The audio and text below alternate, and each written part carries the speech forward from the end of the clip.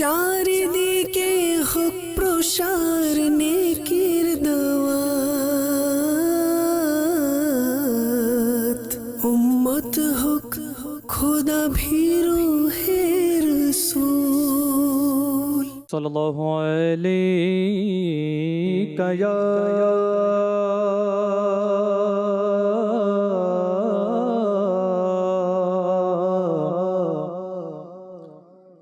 রাসূলুল্লাহ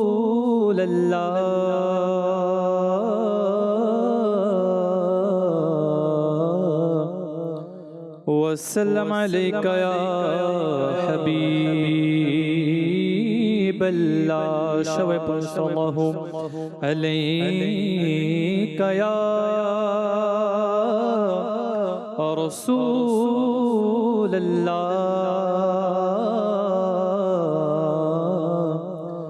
ওয়াসাল্লাম আলাইকা ইয়া হাবিবাল্লাহ ওয়াসাল্লাম আলাইকা ইয়া হাবিবাল্লাহ।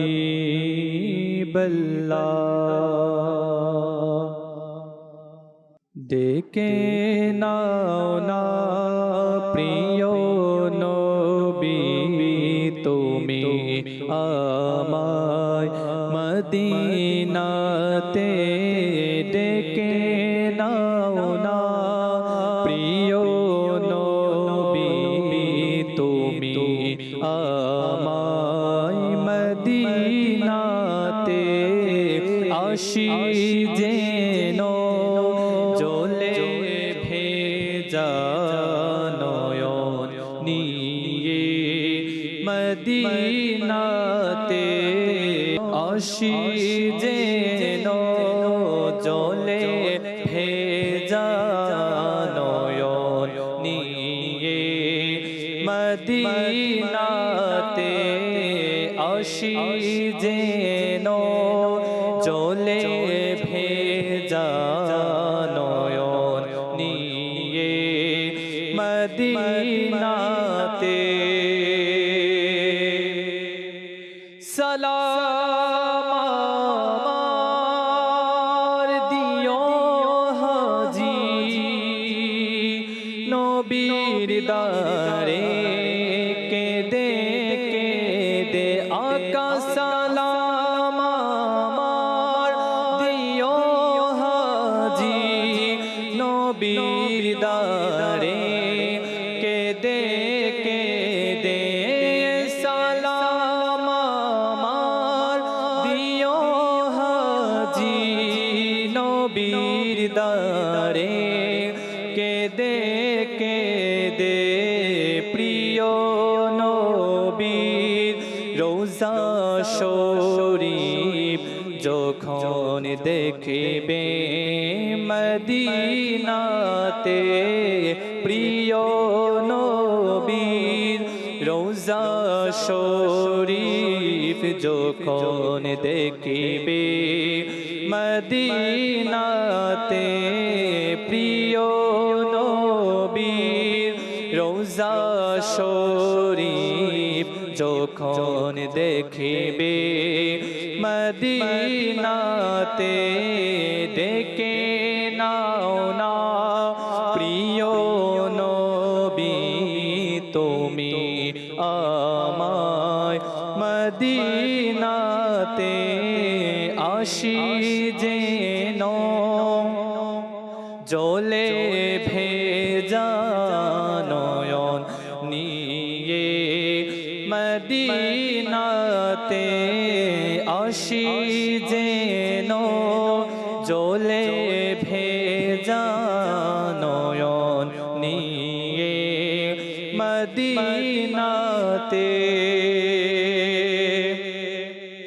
মদিনার বিরহ আমায় কাতর করেছে হে নবী, মদিনার বিরহ আমায় কাতর করেছে হে নবী, মদিনার বিরহ আমায় কাতর করেছে হে নবী হৃদয় মন সবে কিছু শান্তি পাবে গেলে মদিনাতে হৃদয় মন সবে কিছু শান্তি পাবে মদিনাতে গেলে হৃদয় মন সবে কিছু শান্তি পাবে গেলে মদিনাতে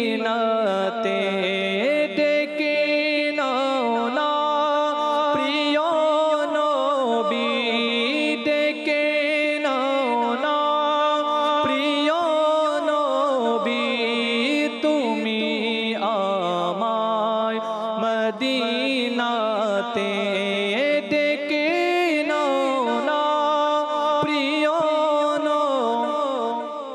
তুমি আমায় মদিনাতে আসি যেন চলে ভেজা নয়ন নিয়ে মদিনাতে আসি যেন চলে ভেজা নয়ন নিয়ে মদিনাতে দিদার যেদিন পাব তোমার সেদিন ঈদ হবে আমার ইয়া রাসূলুল্লাহ ইয়া হাবিবাল্লাহ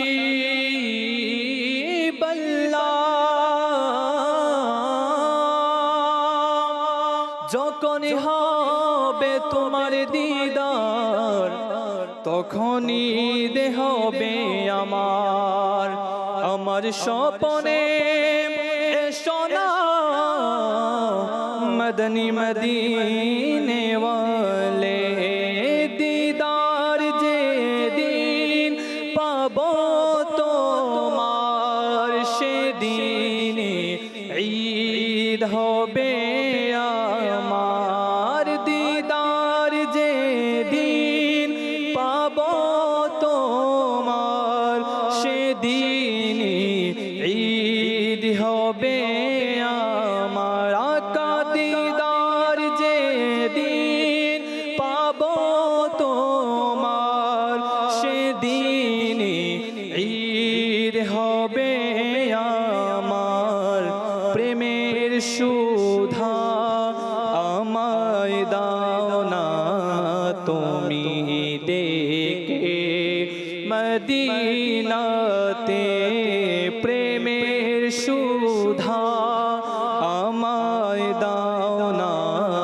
তুমি মদিনাতে ডেকে ডেকে নাও না প্রিয় নবী তুমি আমায়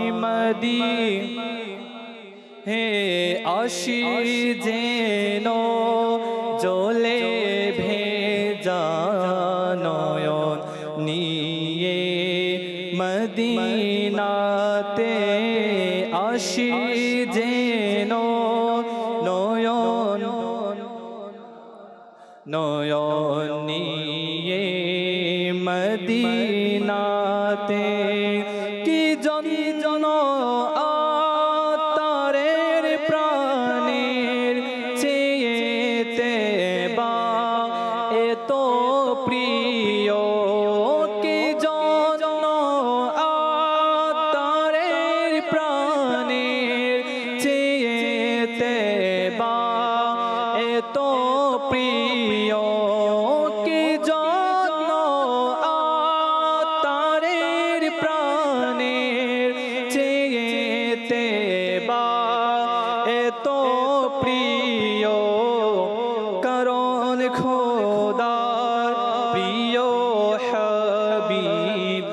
আছেন শুয়ে মদিনাতে, কারণ খোদার প্রিয় হাবিব আছেন শুয়ে মদিনাতে।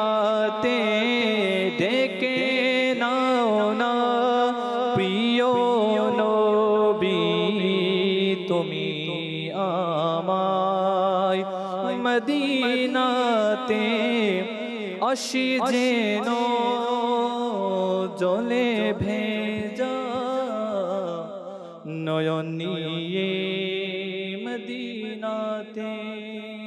सल्लु अलल हबीब सल्लल्लाहु तआला अला मुहम्मद सल्लल्लाहु अलैहि वसल्लम।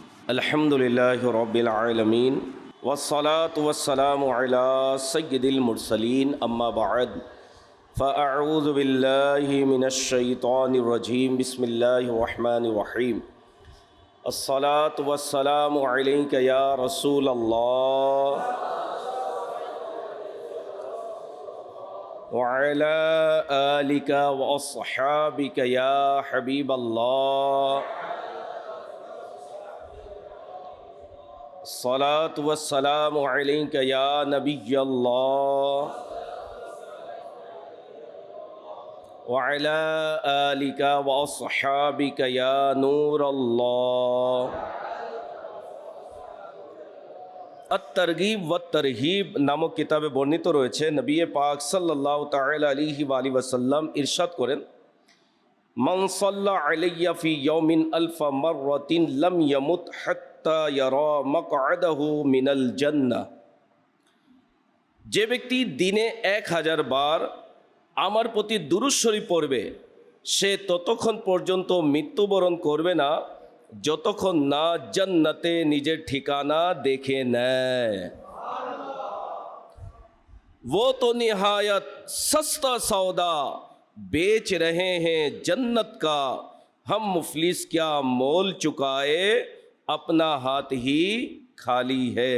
सल्लु अलल हबीब सल्लल्लाहु तआला अला मुहम्मद सल्लल्लाहु अलैहि वसल्लम। नबी पाक सल्लल्लाहु अलैहि वसल्लम আমাদেরকে দৈনিক কত দুরুদ পড়ার প্রতি উৎসাহ করেছেন এই হাদিসে পাকে?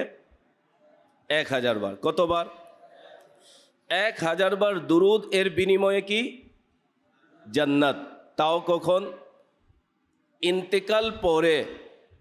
জান্নাতের ঠিকানা আগে দেখে নিবে, ইন্তেকাল করার পর নয়।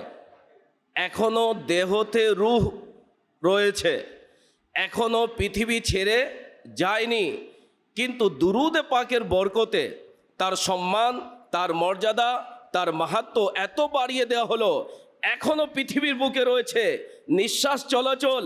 নবী পাক বলেন তাকে জান্নাতের ওই ঠিকানা দেখানো হবে যা আল্লাহ তাআলা তাকে জান্নাতে দান করবেন। এই মর্যাদা পেয়েছে কোন আমলে? দুরুদে পাকের বরকত। পড়ব ইনশাআল্লাহ। দৈনিক কতবার? 1000 বার। নিজের বিবেকের কাছে প্রশ্ন করি, এই 7 দিনে আমার দুরুদে পাক কতটুক পড়া হলো? মাদানী চ্যানেলের দর্শক যারা আছেন তারাও ভেবে দেখুন যে 1 সপ্তাহ অতিবাহিত, 1 সপ্তাহ বললাম, 1 সপ্তাহ অতিবাহিত হচ্ছে, আমি কতবার দুরুদে পাক পড়লাম? কার কার পকেটে তসবিহ দানা আছে? আছে মাশাআল্লাহ। আমির আহলে সুন্নাত দামাত বরকাতুহুল আলিয়া আমাদেরকে উৎসাহ প্রদান করেছেন রাখার জন্য। কেন? এই তসবিহ কাউন্টার আমরা বলি, যা আমরা পড়ার জন্য, ওয়াজিফা পড়ার জন্য তসবিহ রাখি, সেটি আমাদেরকে কি উৎসাহ প্রদান করবে, থাকলে পড়ার ইচ্ছে হবে। আর যখন নেই তখন দেখা যায় আমরা গাফিল হয়ে যাই, আমরা এমনিতে উদাসীন, আমরা এমনিতে গাফিল থাকি। তো অনুরোধ করব যাদের কাছে নেই, সব সময় নিজের পকেটে কি রাখবো? তসবিহ। তসবিহ রাখবো বা কাউন্টার রাখেন, কি জন্য? দুরুদ শরীফ পড়ব, দুরুদ পড়ব, ইনশাআল্লাহ আল্লাহ তাআলার অশেষ রহমত, অশেষ বরকত, অশেষ নিয়ামতের আমরা ভাগীদার হব। আসুন বরকতের জন্য একবার দুরুদে পাক পড়ি। সাল্লু আলাল হাবিব সাল্লাল্লাহু তাআলা আলা মুহাম্মদ সাল্লাল্লাহু আলাইহি ওয়াসাল্লাম। নবী পাক সাল্লাল্লাহু তাআলা আলাইহি ওয়া আলিহি ওয়াসাল্লাম ইরশাদ করেন, আফদালুল আমালি আন-নিয়াতুস সাদিকা, সত্য নিয়ত সবচেয়ে উত্তম আমল। আসুন সওয়াবকে বাড়ানোর নিয়তে আমরা কিছু ভালো নিয়ত করে নিই। হে আশিকানে রাসূল, আসুন প্রতিটি কাজের পূর্বে ভালো ভালো নিয়ত করার অভ্যাস করুন, কেননা ভালো নিয়ত বান্দাকে জান্নাতে প্রবেশ করিয়ে দেয়। আসুন আমরা কিছু নিয়ত করে নিই। ইলমে দিন শিখার জন্য সম্পূর্ণ বয়ান মন দিয়ে শুনব। কিসের নিয়তে? ইলমে দিন শিখার নিয়তে। এখন ইলমে দিন শিখার জন্য আমি আসলাম সাপ্তাহিক ইজতেমাতে, যদি উদাসীন থাকি, ঘুমের ভাব যদি থাকে, মোবাইল ফোনে যদি ব্যস্ত থাকি, চারিদিকে তাকাচ্ছি কে আসছে কে চলে যাচ্ছে, আসলাম ঠিকই, সময়ও দিলাম, কিন্তু ইলমে দিন শিখার যে আদব রয়েছে তার উপর আমল না করার কারণে ঘন্টা আমার অতিবাহিত হয়েছে। আসলাম, সওয়াব লেখা হচ্ছে, কিন্তু এখান থেকে যে বেনিফিট, যে আমার জন্য উপকৃত কোনো কথা, সেটি থেকে আমি বঞ্চিত হয়ে যাব। তাই ইলমে দিন শিখার জন্য যেখানেই আমরা কোরআন হাদিসের কথা শুনি, আমাদেরকে মনোযোগ দিয়ে শুনতে হবে। অনেকে মনোযোগ থাকে না, মাথা ঝুঁকিয়ে শোনার জন্য বলা হয়েছে, কিন্তু ঘুমের মধ্যে না, ঘুমিয়ে যায় অনেকে। অনেকে ঘুম নিয়ে একেবারে পুরো ইজতেমা শেষ করে নেয়, এরকম করা উচিত নয়।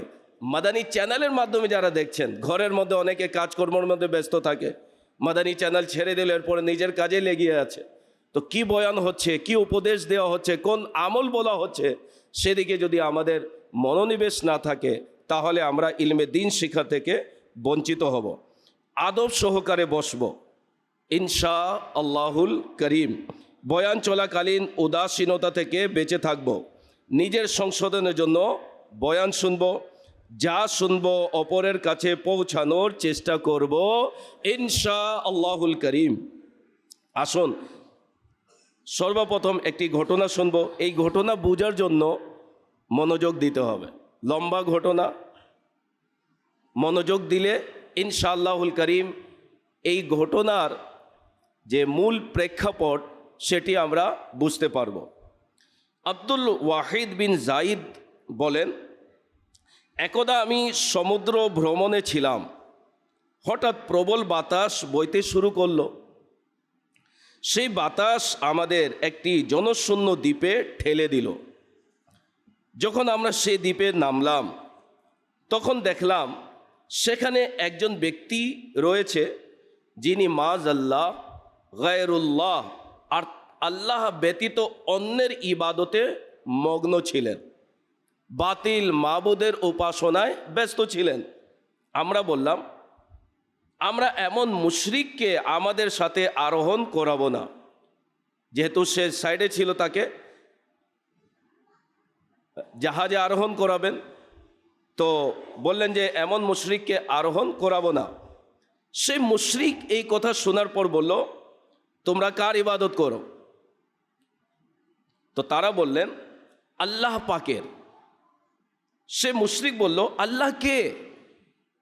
আমরা বললাম, তিনি যার আরশ আসমান সমূহের উপর রাজত্ব রয়েছে, তার রাজত্ব জমিনেও বিদ্যমান। মুশরিক জিজ্ঞেস করলো, তোমরা এই সম্পর্কে কিভাবে জানলে? আমরা বললাম, আল্লাহ পাক তার একজন রসুল পাঠিয়েছেন, তিনি মজিজা দেখিয়েছেন, এবং সেই রসুলে পাক সাল্লাল্লাহু আলাইহি ওয়াসাল্লামই আমাদের আল্লাহ পাকের সংবাদ দিয়েছেন। মুশরিক বলল, অতঃপর তোমাদের সেই রসুলের কি হলো? আমরা বললাম, যখন তিনি আল্লাহ পাকের বার্তা পুরোপুরি আমাদের কাছে পৌঁছে দিলেন, তখন আল্লাহ পাক তাকে নিজের কাছে ডেকে নিলেন। মুশরিক বলল, তার কোনো নিদর্শন কি তোমাদের কাছে আছে? আমরা উত্তর দিলাম, হ্যাঁ, আল্লাহ পাকের কিতাব আছে। সে বলল, নিয়ে এসো, আমাকে দেখাও। এরপর আমরা তাকে কোরআনুল করিম দেখালাম। সে দেখে বলল, আমি তো এটা পড়তে জানি না। তখন আমরা তাকে পড়ে শোনালাম, কোরআনুল করিমে তিলাওয়াত করলাম। আল্লাহু আকবার! কোরআনুল করিমের কি এক অনন্য মহিমা! আমরা তিলাওয়াত শুরু করতেই কোরআনের পবিত্র শব্দগুলো তীরের মতো তার হৃদয়ে গিয়ে বিঁধল। এখন সে তিলাওয়াত শুনছে আর কাঁদছে। অবশেষে বলল, এটি যে সত্যার কালাম তার অবাধ্যতা না করাই উচিত। এই কথা বলে সে মুশরিক কালিমা পড়ে মুসলমান হয়ে গেল। এখন আমরা তাকে আমাদের সাথে জাহাজে উঠিয়ে নিলাম। পথে আমরা তাকে কোরআনের একটি সূরা শিক্ষা দিলাম। যখন রাত হলো, আমরা সবাই নিজ নিজ বিছানার দিকে গেলাম। সেই নও মুসলিম বলল, হে জাতি, যে খোদার পরিচয় তোমরা আমাকে দিয়েছ তিনি কি ঘুমান? আমরা বললাম, না, তিনি হাইয়্যু ওয়া কাইয়্যুম, তার তন্দ্রা বা ঘুম কিছুই আসে না। তা শুনে সেই নও মুসলিম বলল, এটি তো বেয়াদবি যে বান্দা তার মালিকের সামনে ঘুমিয়ে থাকবে। এই কথা বলে সে দাঁড়িয়ে গেল এবং সারা রাত দাঁড়িয়ে কাঁদতে থাকলো, এমনকি সকাল হয়ে গেল। আব্দুল ওয়াহিদ বিন জায়েদ বলেন, যখন আমরা আবাদান নামক শহরে পৌঁছলাম, তখন আমরা বন্ধুরা মিলে কিছু টাকা সংগ্রহ করলাম এবং সেই নও মুসলিমকে দিলাম। টাকা দেখে সে বলল, এটা কি? আমরা বললাম, আমরা তোমাকে সাহায্য করছি। সে নির্লিপ্ত হয়ে বলল, সুবহানাল্লাহ, তোমরা আমাকে সেই পথ দেখালে যা তোমরা নিজেরাও জানো না। যখন আমি দ্বীপে ছিলাম এবং গায়রুল্লাহর ইবাদত করতাম, তখন আল্লাহ পাক আমাকে ক্ষুধার্ত রাখেনি, তবে এখন কিভাবে আমাকে ধ্বংস করে দেবেন? এই কথা বলে সে আমাদের থেকে আলাদা হয়ে গেল। দীর্ঘদিন পর আমি সংবাদ পেলাম যে সে নও মুসলিম মৃত্যু শয্যায়। আমি দ্রুত তার কাছে গেলাম, সালাম করলাম এবং জিজ্ঞেস করলাম, তোমার কি কোনো প্রয়োজন রয়েছে? সে বলল, উভয় জগতের সেই প্রতিপালক যাকে আমি চিনতামও না, তিনি তোমাদের দ্বীপে পাঠিয়ে আমার প্রয়োজন পূরণ করে দিয়েছিলেন। এখন আর কোনো প্রয়োজন নেই। বর্ণনাকারী বলেন, এর কিছুক্ষণ পরই সেই নও মুসলিমের রূহ কবজ হয়ে গেল এবং সে আল্লাহর দরবারে উপস্থিত হলো। এরপর আমি তার কাফন দাফন ও জানাজা সম্পন্ন করলাম। রাতে স্বপ্নে দেখলাম যে একটি চমৎকার গম্বুজ, তার নিচে সুন্দর একটি সিংহাসন বসানো রয়েছে। সিংহাসনে একজন অত্যন্ত সুন্দরী হুর বসে রয়েছে এবং সেই নও মুসলিম খুবই উত্তম অবস্থায় হুরের কাছে বসে আছে। হুর তাকে বারবার বলছে, সালামুন আলাইকুম বিমা সাবারতুম ফানি'মা উকবাদ-দার। কানজুল ইমানের অনুবাদ, শান্তি বর্ষিত হোক তোমাদের উপর, তোমাদের ধৈর্য ধারণের পুরস্কার। সুতরাং পরকালের ঘর কতই ভালো মিলেছে। ইমা পে রব্বে রহমত দে দে তু ইস্তেকামত, দেতা হুঁ ওয়াসিতা मैं तुझको तेरे नबी का। সুবহানাল্লাহ। প্রিয় ইসলামী ভাইরা এবং মাদানী চ্যানেলের দর্শকবৃন্দ, কি মহিমা! আল্লাহ পাক যার প্রতি দয়া করেন তার ভাগ্য সুপ্রসন্ন হয়ে যায়। আলহামদুলিল্লাহ, আমরা মুসলমান ইমানদার। আমরা কে? মুসলমান এবং ইমানদার। বলুন আলহামদুলিল্লাহ। এই নিয়ামতের জন্য আমাদের আল্লাহ পাকের কৃতজ্ঞতা আদায় করা উচিত। যখনই আল্লাহ পাকের দরবারে দোয়া করি বা এমনিতে, ইয়া আল্লাহ, তোমার দয়া, তোমার অনুগ্রহ, তুমি রহমত করেছ যে আমি ইমানদার, আমি মুসলমান, এভাবে কৃতজ্ঞতা জ্ঞাপন করা উচিত। প্রিয় ইসলামী ভাইরা, আলহামদুলিল্লাহ আমরা মুসলমান। আল্লাহ পাক নিছক আপন অনুগ্রহে আমাদের ইমানের দৌলত দান করেছেন। নিশ্চয়ই এটি অনেক বড়, বরং সবচেয়ে বড় অনুগ্রহ। সমস্ত শ্রেষ্ঠত্ব, অনুগ্রহ ও নিয়ামতের মূল হলো ঈমান। মূল কি হলো? ঈমান। যখন ঈমান নসিব হয়ে যায় তখন মানুষ আল্লাহ পাকের বিশেষ রহমতের হকদার হয়। যখন ঈমান নসিব হয়ে যায় মানুষ সফল হয়ে যায়। যখন ঈমান নসিব হয়ে যায় মানুষ জান্নাতের হকদার হয়। আল্লাহ পাক মুমিনদের উপর বিশেষ অনুগ্রহ করেন। ঈমানদারদের পবিত্র জীবন দান করা হয়, মুমিনদের নেক আমল কবুল করা হয়, ঈমানদারদের গুনাহ ক্ষমা করা হয়। মুমিনদের কবর জান্নাতের বাগান হয়। ঈমানদাররা প্রশান্তি ও শান্তি লাভ করে। আর ঈমানদাররাই তারা যাদের জন্য আখিরাতের সমস্ত নেয়ামত প্রস্তুত রাখা হয়েছে। আখিরাতের নেয়ামত, আখিরাতের প্রতিদান কার জন্য?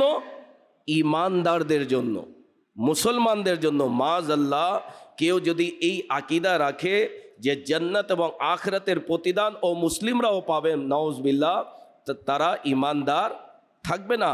আখিরাতের সব নেয়ামত, আখিরাতের যে প্রতিদান, এটি হচ্ছে ঈমানদারদের জন্য, মুসলমানদের জন্য। বেঈমান ও মুসলিমরা তো আল্লাহর অবাধ্য, তার রহমত থেকে দূরে, তার গজবের হকদার এবং চিরস্থায়ী জাহান্নামে থাকার যোগ্য। বরং সত্য কথা হলো যে বেঈমান ও অমুসলিম সে বাস্তবে মানুষ হওয়ার যোগ্য নয়। আল্লাহ পাক কুরআনুল কারীমে ইরশাদ করেন, পারা 9 সূরা আরাফ আয়াত নম্বর 179-তে, উলাইকা কাল আনআমি বাল হুম আদাল্লু। কানজুল ঈমানের অনুবাদ, তারা চতুষ্পদ জন্তুর ন্যায়, বরং তা অপেক্ষাও অধিক ভ্রান্ত। আলহামদুলিল্লাহ, আল্লাহ পাক আমাদের ঈমানের দৌলত নসিব করেছেন। রব্বে করিম আমাদের উপর অবিচলতা দান করো, মৃত্যুর পর্যন্ত মুসলমান থাকা, ঈমান সহকারে কবরে যাওয়া এবং কিয়ামতের দিন উঠার তৌফিক দান করো। বলুন আমিন। इस्तिकामत इसे ईमान पे अता कर दीजिए, एक भिखारी है खरा आपके दरबार के पास। सल्लु अलल हबीब सल्लल्लाहु ताला अला मुहम्मद सल्लल्लाहु अलैहि वसल्लम। प्रिय इस्लामी भाईरा এবং মাদানী চ্যানেলের দর্শকবৃন্দ, আমরা ঈমানের দৌলত পেয়েছি, এটি বড় অনুগ্রহ। কিন্তু ঈমান পাওয়ার পর আমাদের একটি দায়িত্ব রয়েছে, একটি কর্তব্য রয়েছে। সে দায়িত্ব কি, সে কর্তব্য কি, সে বিষয়ে আল্লাহ তাবারাক ওয়া তাআলা কুরআনুল কারীমে ইরশাদ করেছেন, পারা 5 সূরা নিসা আয়াত নম্বর 136-এর মধ্যে, ইয়া আইয়ুহাল্লাযীনা আমানু আমিনু। কানজুল ঈমানের অনুবাদ, হে ঈমানদারগণ, ঈমান রাখো। এখানে দেখুন সম্বোধন করা হয়েছে ঈমানদারদের এবং আদেশ দেওয়া হচ্ছে ঈমান রাখো। কাকে বলা হয়েছে? ঈমানদারদেরকে বলা হয়েছে ঈমান রাখো। অথচ তারা তো আগেই ঈমানদার। তবে এখন ঈমান রাখার অর্থ কি? মুফাসসিরিনে কেরাম এর ব্যাখ্যায় বলেন, ইজদাদু ফিল ঈমান, এর অর্থ হলো, হে মুমিনগণ, তোমাদের ঈমানকে আরও শক্তিশালী করো, ঈমানকে মজবুত করো, ঈমানকে সুদৃঢ় করো। কালিমা তো পড়েছ, এখন এর উপর অবিচলতার সাথে অটলও থাকো। কালিমা তো পড়েছ, এখন এর দাবি অনুযায়ী আমল করো। কালিমা তো পড়েছ, এখন ঈমানের যে অনেক শাখা রয়েছে সেগুলো গ্রহণ করো। কালিমা তো পড়েছ, এখন ঈমানের উত্তর উন্নতি করতে থাকো। কালিমা তো পড়েছ, এখন নিজ ঈমানের পূর্ণতার চিন্তায় মগ্ন হও।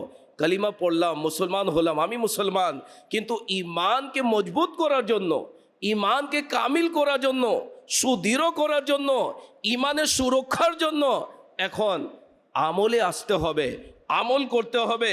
সলবে ঈমা পুরশিশে কবর ও কয়ামত সে ডরো, ইলম কো কাফি না সমঝো, নেকিয়াঁ করতে রহো।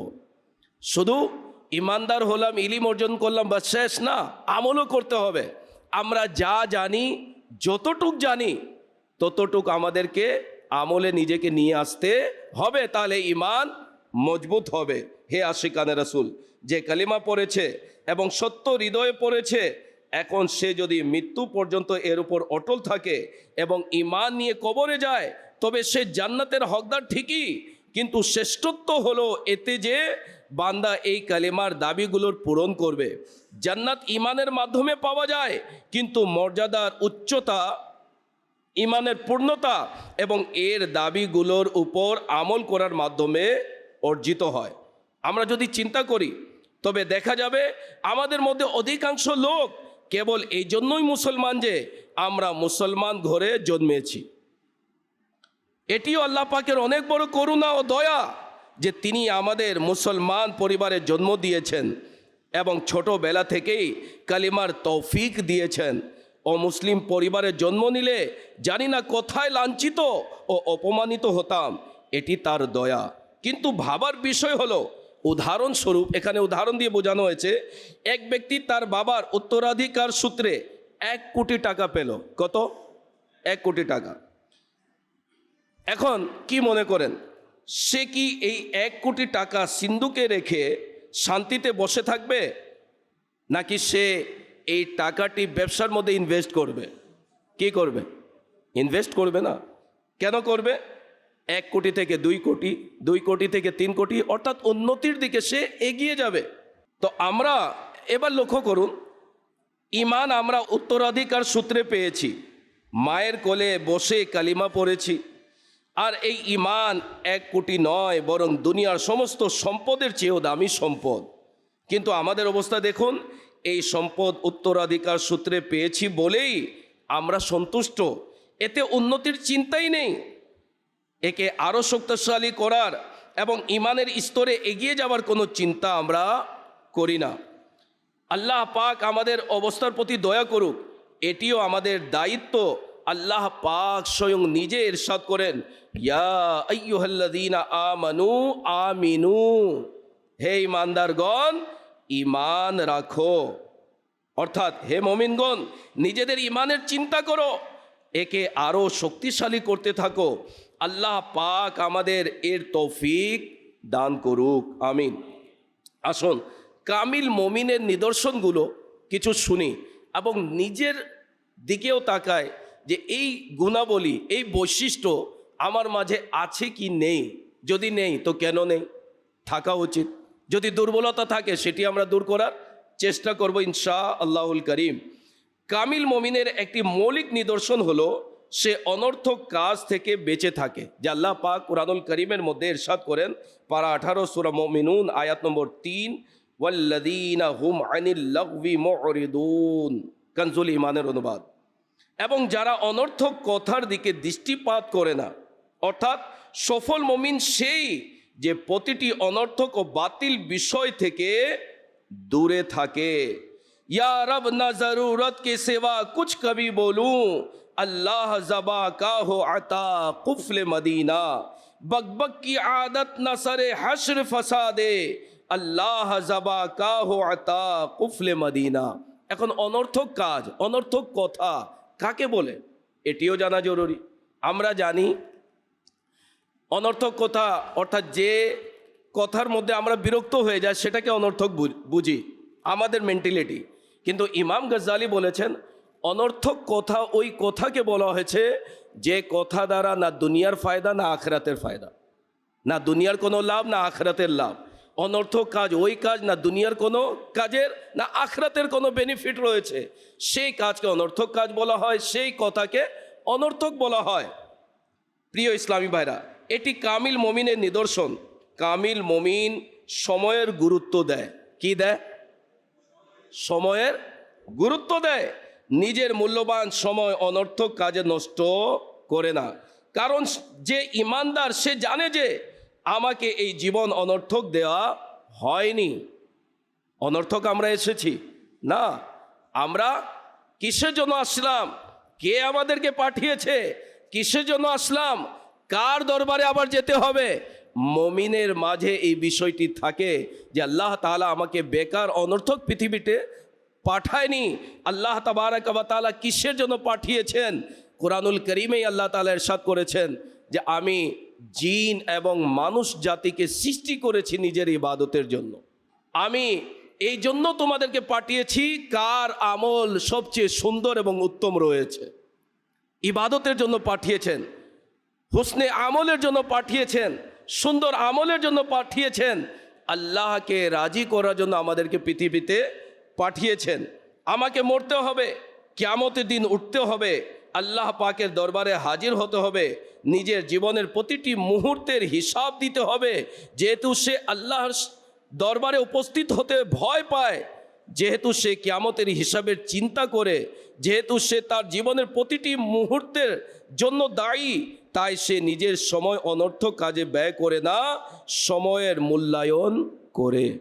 কিন্তু আফসোস, আজ আমাদের অবস্থা ব্যতিক্রম। আমাদের প্রত্যেকের অবস্থা ব্যতিক্রম।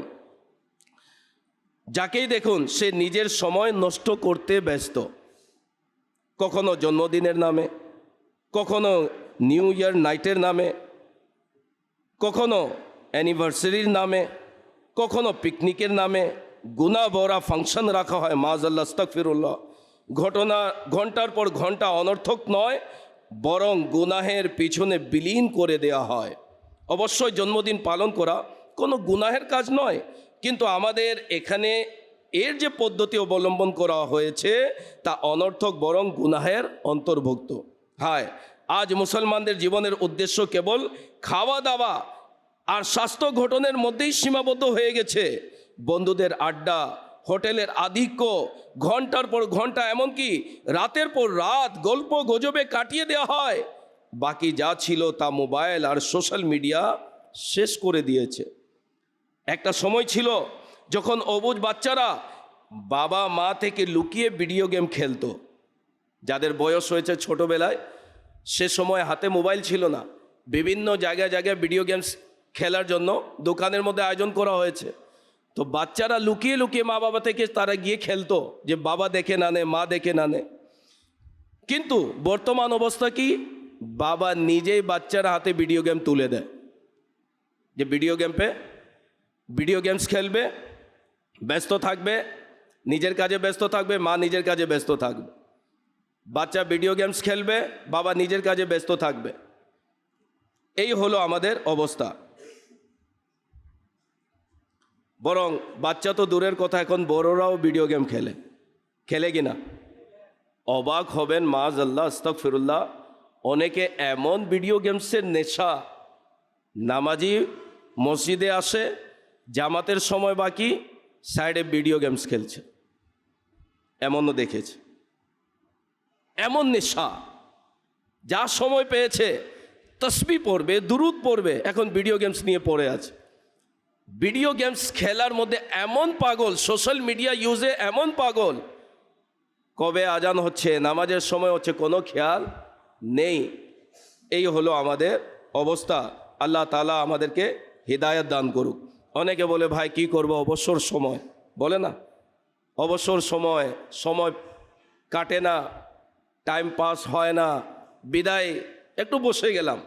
এরকম আমরা অনেকে বলি যে সময় পাস হচ্ছে না, এই জন্য একটু বসে গেলাম, ভিডিও গেমস নিয়ে বসে গেলাম, তো মাআযাল্লাহ সোশ্যাল মিডিয়া নিয়ে বসে গেলাম, অনর্থক গল্প গুজবে বসে গেলাম। তো অবসর ব্যক্তিকে আল্লাহ তাআলা ইবাদতের আদেশ করেছেন। এখন বলবেন অবসর ব্যক্তিকে আল্লাহ তাআলা ইবাদতের আদেশ করেছেন? জি হ্যাঁ, কুরআনুল কারীমের মধ্যে আল্লাহ তাবারাক ওয়া তাআলা ইরশাদ করেন, পারা 30 সূরা আলাম নাশরাহ, আয়াত নম্বর হচ্ছে 7, ফাইদা ফারাগতা ফানসব। কানজুল ইমানের অনুবাদ, অতএব যখন আপনি নামাজ থেকে অবসর হবেন তখন দুয়ার মধ্যে পরিশ্রম করুন। নামাজ থেকে অবসর নিলেন, কি করতে হবে? দোয়া করতে হবে। অর্থাৎ নিজের অবসর সময়কে ইবাদতে ব্যয় করো।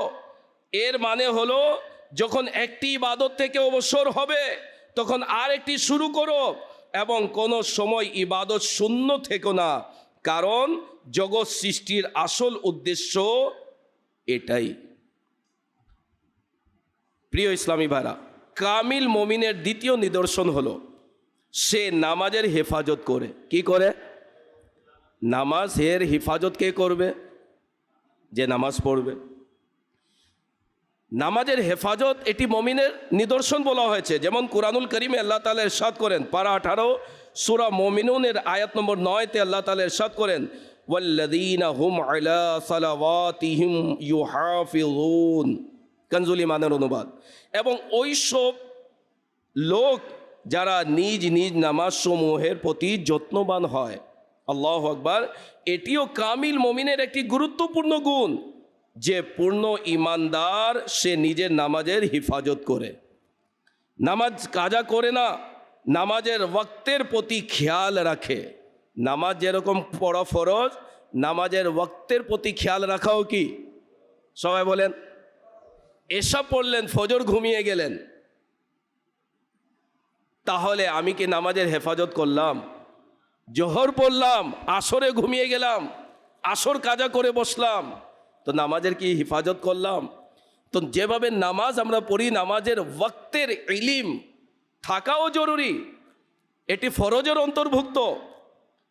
তো যারা কামিল মুমিন তারা নামাজের হেফাজত করে, সুন্দরভাবে নামাজ আদায় করে, বিনয় ও একাগ্রতার সহকারে আদায় করে। কিন্তু আফসোস, আজকাল এই বিষয়ে অবস্থা খুব স্পর্শকাতর। নামাজের সংখ্যা নেই বললেই চলে, অথচ নামাজ অত্যন্ত গুরুত্বপূর্ণ ইবাদত। মুসলমানদের দ্বিতীয় খলিফা হজরত ফারুক আজম রাদিয়াল্লাহু তাআলা আনহু এর বাণী হলো, যে নামাজের হেফাজত করে না, দিনে তার কোনো অংশ নেই, দিন ইসলামে তার কোনো অংশ নেই। হায়, আমাদের জন্য নামাজের চিন্তা নসিব হয়ে যায়। কোরআনুল করিমে যারা কোরআনুল করিম পড়েন তর্জমা তফসির, তাহলে কোরআনুল করিমের ৫ম পারায় সালাতুল খৌফ, ভয়ের নামাজের আলোচনা এসেছে। ভয়ের নামাজের, বলবে ভয়ে আবার কি নামাজ? জি হ্যাঁ, ভয়ের নামাজের সালাতুল খৌফ যাকে বলা হয়, এর আলোচনা এসেছে। এর আলোচনা কি প্রেক্ষিতে এসেছে, এবং এই নামাজ যুদ্ধের ময়দানে আদায় করার জন্য আল্লাহ তাআলার আদেশ ছিল, এবং এই নামাজের পদ্ধতিও আল্লাহ তাবারক ওয়া তাআলা বলে দিয়েছেন। একবার অমুসলিমরা ষড়যন্ত্র করেছিল যে মুসলমানদের নিকট নামাজ খুব প্রিয়, যখন তারা নামাজ আদায় করবে তখন আমরা আক্রমণ করব। কি করব? অমুসলিমরা কিন্তু মুসলমানদেরকে আক্রমণ করার জন্য সুযোগ খুঁজে। তো তারা যখন নামাজ পড়বে কি করব? আক্রমণ করব। আল্লাহ পাক তার হাবিব সাল্লাল্লাহু তাআলা আলাইহি ওয়া সাল্লামকে সালাতুল খৌফের আদেশ দিলেন যে যুদ্ধের ময়দানে যখন নামাজের ওয়াক্ত হবে তখন যেন অর্ধেক সাহাবী নামাজে অংশগ্রহণ করবেন এবং অর্ধেক পাহারা দিবেন। অর্ধেক কি করবে? নামাজ পড়বে, অর্ধেক পাহারা দিবে। তারপর বাকি অর্ধেক জামাতে অংশগ্রহণ করবেন এবং প্রথম দল পাহারা দেবেন। মোট কথা, সালাতুল খৌফের একটি পূর্ণ পদ্ধতি রয়েছে যা কিতাবে লেখা রয়েছে। বলার উদ্দেশ্য হলো যে আজ আমরা সামান্য কাজের অজুহাত দেখিয়ে নামাজ কাজা করে ফেলি। বা আমার দোকানে অনেক গ্রাহক ছিল, এই জন্য নামাজ পড়তে পারিনি, আমি ঘুমিয়ে গিয়েছিলাম, আমার চোখ খুলেনি, নামাজ কাজা হয়ে গেল। আমি কাজে ব্যস্ত ছিলাম, আমি সফরে ছিলাম।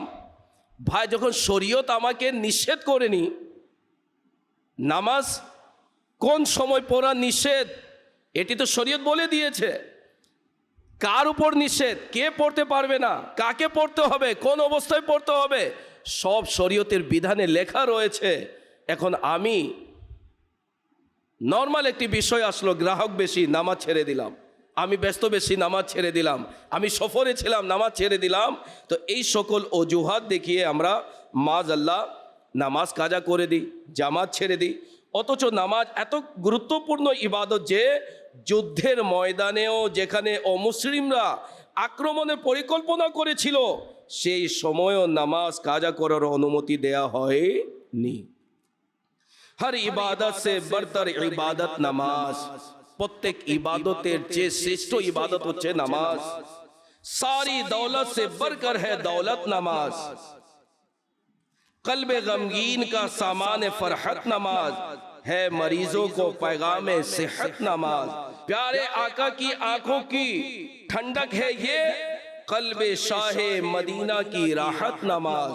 अमीर अहले सुन्नत बोलें, या खुदा तुझसे अत्तार की है दुआ, मुस्तफा की पढ़े प्यारी उम्मत नमाज। आमीन बोलूं। যে এখানে বলা হয়েছে যে যারা ব্যথিত দুঃখী এদের প্রশান্তি হচ্ছে নামাজ।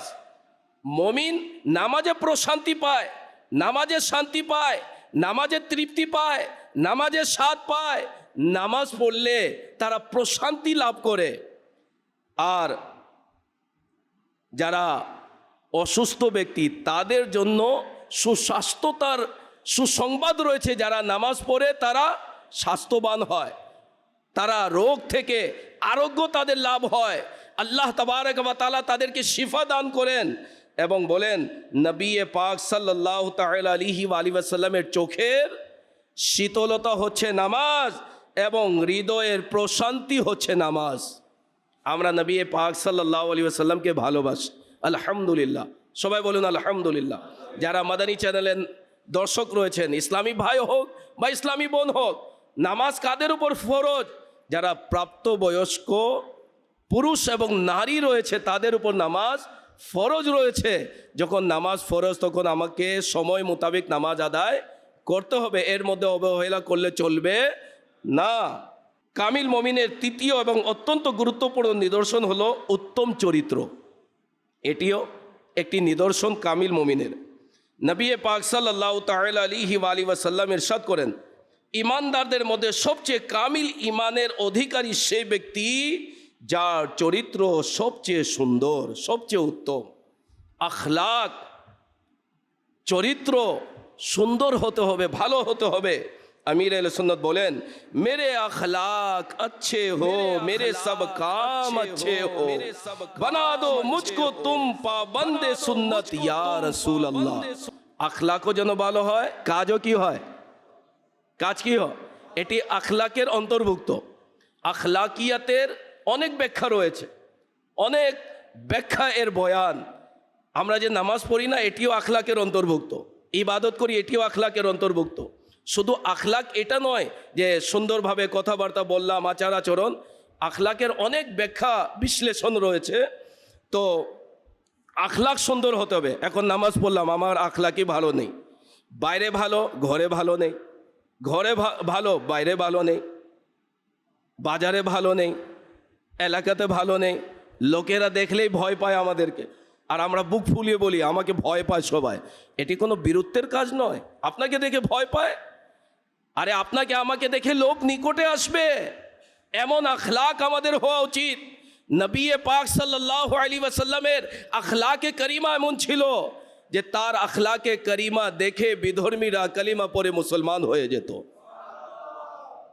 সেই আদর্শকে যারা নিজের জীবনে বাস্তবায়ন করেছে, আলহামদুলিল্লাহ, তারাও নিজের জীবনে এমন এমন ইনকিলাবি কাজ করেছে।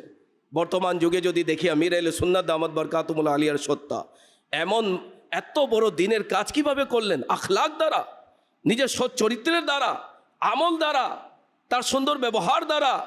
লোকেরা কষ্ট দিয়েছে, আঘাত দিয়েছে, বাধা দিয়েছে, এমনকি মাআযাল্লাহ তার উপর হাতও ছুঁড়ে দিয়েছে, কিন্তু আমির আহলে সুন্নাত দামাত বরকাতুহুল আলিয়া আখলাকে মুস্তাফার উপর আমল করে তাদেরকে যে রিপ্লাই দিলেন, তাদের সাথে যে ব্যবহার করলেন, উত্তম আখলাকের মাধ্যমে, উত্তম চরিত্রের মাধ্যমে ক্ষমা দিয়ে করেছেন, মাফ করে দিয়েছেন, সুন্দর ব্যবহার করেছেন, গালমন্দ দিয়েছে, তাদেরকে দোয়া দিয়েছেন, পাথর নিক্ষেপ করেছে, আতর দিয়েছেন, পিক ছুঁড়ে মেরেছে, আতর গিফট দিয়েছেন, বিভিন্ন ভাবে তাকে কষ্ট দিয়েছে, তিনি দুয়াই দিয়েছেন। পরিশেষে কে হলো? যে কষ্ট দিয়েছে, যে ধাক্কা দিয়েছে, যে তার সাথে খারাপ ব্যবহার করেছে, তার উত্তম আখলাক দেখে আলহামদুলিল্লাহ সুন্নতে রঙিন হয়ে দাওয়াতে ইসলামীর মুবাল্লিগ হয়ে গিয়েছে। এটি উত্তম আখলাকের মাধ্যমে। আমাদের আখলাকের অবস্থা কেমন? ভাই ভাইয়ের কথা শোনে না, আমাদের ঘরের লোক আমাদের থেকে ভয় পায়, আমাদের ক্লাসের মধ্যে আমাদের যারা আমাদের সাথে পড়াশোনা করে তারা ভয় পায়, এলাকার মধ্যে লোক ভয় পায়। এরকম ব্যক্তি যাদের আখলাক ভালো নেই, মনে রাখবেন যতই আমলধারী হোক না কেন, সে যদি তওবা না করে তো হয়তোবা জাহান্নাম তার জন্য ঠিকানা হবে। একবার নবী করিম সাল্লাল্লাহু তাআলা আলাইহি ওয়াসাল্লাম এর দরবারে এক মহিলার ব্যাপারে আলোচনা হলো। ইয়া রাসূলুল্লাহ সাল্লাল্লাহু আলাইহি ওয়াসাল্লাম, তার আমল কম, নফল ইবাদত বেশি করে না। হুজুর সাল্লাল্লাহু আলাইহি ওয়াসাল্লাম ইরশাদ করলেন, তার প্রতিবেশী তার থেকে সন্তুষ্ট? বলে হ্যাঁ সন্তুষ্ট। নবী পাক বলেন সে জান্নাতে যাবে। আরেকজনের আমল অনেক ছিল কিন্তু তার প্রতিবেশী তার থেকে সন্তুষ্ট ছিল না। নবী পাক সাল্লাল্লাহু আলাইহি ওয়াসাল্লাম বললেন সে জাহান্নামে যাবে। আমল ছিল, নামাজও বেশি পড়তো কিন্তু আখলাক ভালো ছিল না, তার ঠিকানা জাহান্নাম বলে দিলেন। আমল কম ছিল কিন্তু আখলাক ভালো ছিল, সুন্দর চরিত্র ছিল, সুন্দর তার আচার আচরণ ছিল। নবী পাক সাল্লাল্লাহু আলাইহি ওয়াসাল্লাম ইরশাদ করলেন, সে কোথায় যাবে? জান্নাত। হযরতে আল্লামা মুফতি আব্দুল মুস্তাফা আজমি রহমতুল্লাহ তাআলা বলেন, একজন মুসলমানের জীবনের প্রথম উদ্দেশ্য হলো খায়রুল উমাম, অর্থাৎ শ্রেষ্ঠ উম্মত হওয়া। যেভাবে গোলাপের জন্য সুঘ্রাণ, মুক্তার জন্য দ্যুতি আর সূর্যের জন্য আলো আবশ্যক, তেমনি একজন মুসলমানের জন্য নিজের আমল ও কাজের দিক থেকে সমস্ত উম্মতের মধ্যে শ্রেষ্ঠ ও উত্তম হওয়া আবশ্যক। ইবাদত বন্দগি হোক বা আচার আচরণ, জীবনের প্রতিটি ক্ষেত্রে শেষ মুহূর্ত পর্যন্ত একজন মুসলমান কেবল কল্যাণময় হবে। সারা জীবন কোরআন ও সুন্নতকে আঁকড়ে ধরে সহজ সরল পথে চলবে, যাতে অন্য জাতিরা মুসলমানদের দেখে বলে ওঠে, সত্যি এরাই খায়রুল উমাম, অর্থাৎ শ্রেষ্ঠ জাতি। প্রিয় ইসলামী ভাইরা, এটি একজন মুসলমানের প্রথম ও প্রধান দায়িত্ব যে মুসলমান সব সময় শ্রেষ্ঠ উম্মত হিসেবে থাকবে। নিশ্চয়ই যে উত্তম হয় সে আদর্শও হয়, আর যে আদর্শ হয় সে অন্যকে অনুকরণ করে না, বরং অন্যরা তাকে অনুসরণ করে। যে আদর্শবান হয় সে কি কাউকে ফলো করে? সবাই তাকে ফলো করে, অন্য জাতিরা তাকে অনুসরণ করবে। মুসলমানদের চরিত্র এত উন্নত হবে যে অন্য জাতিরা মুসলমানদের থেকে চরিত্র শিখবে। মুসলমানের চরিত্র এত মহান হবে যে অন্য জাতিরা চরিত্র উন্নতির জন্য তাদের সঙ্গ গ্রহণ করবে। একজন মুসলমানের অভ্যাস, তার কাজ, তার কথা, নিয়ম নীতি, চালচলন এত সুন্দর হবে যে তাকে আদর্শ হিসেবে গ্রহণ করা হবে। অন্য জাতিরা তাদের আচরণ, চরিত্র ও অভ্যাসের প্রতি ঈর্ষা করবে এবং তা দেখে বাঁচতে শিখবে। মুসলমান জাতি এমন হওয়া উচিত। বলুন, আমাদের গৌসে পাক রহমতুল্লাহ তাআলা আলাইহিকে দেখে লোকেরা কি তার অনুসরণ করে নাই? গরিব নওয়াজকে দেখে অনুসরণ করে নাই? আলা হজরতকে দেখে অনুসরণ করে নাই? শাহজালাল শাহ পরানকে দেখে অনুসরণ করে নাই? বর্তমানে আমির আহলে সুন্নতকে দেখে অনুসরণ করছে না? তো এমন উম্মতি হওয়া উচিত যাকে দেখে লোকেরা তাকে অনুসরণ করবে। কিন্তু আমাদের উল্টো অবস্থা, আমরা বিধর্মীকে দেখে তাদের অনুসরণ করি। আমাদের অনুষ্ঠান বলুন, বিয়ে শাদী বলুন, বাচ্চাদের জন্মদিন বলুন, বিভিন্ন আমাদের পারিবারিক অনুষ্ঠান বলুন, বিধর্মীদের কালচার আমাদের অনুষ্ঠানের মধ্যে প্রবেশ করেছে। বুঝেই আসে না অনুষ্ঠান দেখে যে মুসলমানদের ঘরের অনুষ্ঠান নাকি বিধর্মীদের মাজাল্লাহ অনুষ্ঠান। এই হলো আমাদের অবস্থা। তো আমাদেরকে কে অনুসরণ করবে যদি অবস্থা এমন থাকে? তো এমন আমাদেরকে নিজেকে গড়ে তোলা উচিত যা আমাদেরকে বিধর্মীরাও দেখে যেন তারা লজ্জিত হয়ে যায়, তারা যেন অনুসরণ শুরু করে দেয়, হ্যাঁ মুসলমান এমন জাতি। দাওয়াতে ইসলামীর কাফিলা আপনার সাউথ আফ্রিকাতে যখন গেল, সেখানকার কিছু অমুসলিমরা মুবাল্লিগদের আদর্শ দেখে, আমল দেখে, আখলাক দেখে কালিমা পড়ে মুসলমান হয়ে গেল। যে আমরা তো মুসলমান সম্পর্কে শুনেছিলাম, আজকে বাস্তবে দেখছি। এমন চরিত্রবান আমাদেরকে হতে হবে। আজকাল তো অবস্থা এরকম যে আমাদের ভাই আমাদেরকে অনুসরণ করে না। আমাদের অবস্থা এমন, ভাই তলোয়ার নিয়ে দাঁড়িয়ে যায়। আমাদের অবস্থা দেখে ভাইয়ের মধ্যে মিল নেই, বাবা ছেলের মধ্যে মিল নেই, মা মেয়ের মধ্যে মিল নেই, মেয়ে মায়ের মধ্যে মিল নেই, বোন বোনের মধ্যে মিল নেই, ভাই ভাইয়ের মধ্যে মিল নেই। এই হলো আমাদের অবস্থা। কারণ কি? আমরা সুন্নতে নববী থেকে অনেক দূরে রয়েছি। আখলাকে মুস্তাফা যে আমল করার বিষয় ছিল সেটা থেকে আমরা দূরে রয়েছি। আজকে আমরা একজন আর একজনের প্রতি হিংসুক হয়ে গেলাম। ঘরের মধ্যে একজন ভাই আরেক ভাইয়ের প্রতি হিংসা করে, সমাজের মধ্যে একজন একজনকে হিংসা করে। তবে ওই সকল মুসলমান যারা এই পৃথিবীর বুকে ছিল, একজন আর একজনের জন্য নিজের বাহুকে বিছিয়ে দিত, তার জন্য জীবন দিতে প্রস্তুত হতো, এমনও পৃথিবীর বুকে আল্লাহ তাআলার বান্দা ছিল কি ছিল না? সাহাবাই কেরামের জীবনী পড়ুন, অলিয়াই কেরামের জীবনী পড়ুন, তাদের আদর্শ দেখুন কেমন ছিল। সুবহান আল্লাহ। আমির আহলে সুন্নাত দামাত বরকাতুহুল আলিয়ার পীর সাহিব মৌলানা জিয়াউদ্দিন মাদানী রহমতুল্লাহ তাআলা আলাইহি এর দরবারে আরজ করা হলো, ইয়া সৈয়দি আগেকার মদিনার অধিবাসীদের আপনি কেমন পেয়েছেন? কোথাকার? মদিনা শরীফের অধিবাসীদের অবস্থা ওনার থেকে জিজ্ঞাসা করা হলো। কেন? জিয়াউদ্দিন মাদানী আলাইহির রহমা প্রায় 77 ইয়ার্স 77 বছর মদিনাতুল মুনাওয়ারায় তিনি অবস্থান করেছেন এবং মদিনাতুল মুনাওয়ারার সীমানা থেকে তিনি বাইরে যাননি, এই জন্য বৃদ্ধ বয়সে যে মদিনার বাইরে যেন আমি ইন্তেকাল না করি, আল্লাহ তাআলা তার আকাঙ্ক্ষাকে কবুল করেছেন, মদিনায় ইন্তেকাল করেছেন এবং জান্নাতুল বাকিতে তিনি আরাম করছেন। খাতুনে জান্নাত রাদিয়াল্লাহু তাআলা আনহা এবং আহলে বাইতে আতহারের নিকটেই ওনার মাজার মোবারক রয়েছে। তো জিজ্ঞাসা করাতে তিনি বললেন, একজন সম্পদশালী হাজি সাহেব গরিবদের কাপড় বিতরণের নিয়তে কাপড় কেনার জন্য এক দোকানদারের নিকট পেলেন, এক দোকানদারের নিকটে গেলেন এবং প্রচুর পরিমাণে কাপড় চাইলেন। দোকানদার বলল, আমি আপনার অর্ডার পূরণ করতে পারি, কিন্তু আমার অনুরোধ আপনি সামনের দোকান থেকে কিনুন, কারণ আলহামদুলিল্লাহ আজ আমার ভালো বিক্রি হয়েছে, কিন্তু আমার প্রতিবেশী ওই দোকানদারের আয় আজ খুব কম হয়েছে, তার কম বিক্রি হয়েছে। হযরত সৈয়দি কুতুবে মদিনা রহমতুল্লাহ তাআলা বলেন, আগেকার মদিনার অধিবাসীরা এমন ছিলেন। উদাহরণ দিয়ে বুঝিয়েছেন। আজকাল তো দোকানদারদের দোকানের সামনে লোক রাখা হয়, দেখছেন না, গ্রাহক ডাকার জন্য, এদিকে আসুন, এদিকে আসুন, এদিকে আসুন, না আসলে টানো দিয়ে দেয়। আর যদি চলে অন্য দোকানে যায় তো দূর থেকে বলে, ওর দোকানে যেন না, 2 নম্বর মাল।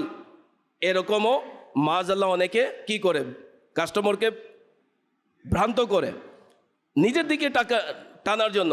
কিন্তু আদর্শ দেখুন, যে নিজের মালামাল বিক্রি করছে আর একজনের দোকানদারির অবস্থাও সে অবলোকন করছে, বিদায় তিনি পাঠালেন, আমার আজকে বিক্রি হয়েছে, চলার মতো ভালোই বিক্রি হয়েছে, অমুক দোকানে হয়নি, আপনি অমুক দোকান থেকে কিনুন, এই জন্য পাঠাচ্ছি না, আমার কাছে মালামাল নেই, আমার কাছে মালামাল আছে, আপনার চাহিদা পূরণ করতে পারি, তবে আমার ভাইয়ের বিক্রি হয়নি, সেখানে চলে যান, তার থেকে আপনি কিনুন, যাতে তার কিছু আয় হয়ে যায়।